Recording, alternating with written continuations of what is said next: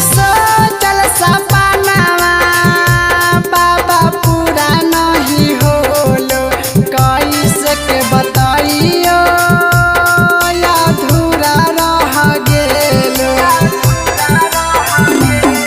आज सोचल सपनावा बाबा पूरा नहीं होलो, कैसे के बताइयो अधूरा रह गेलो।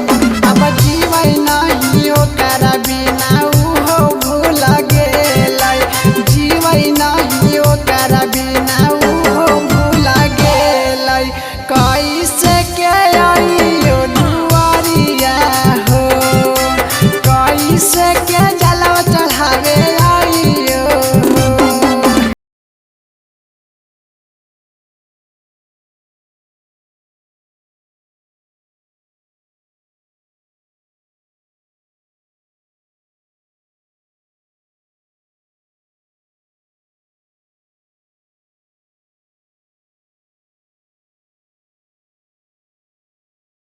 आज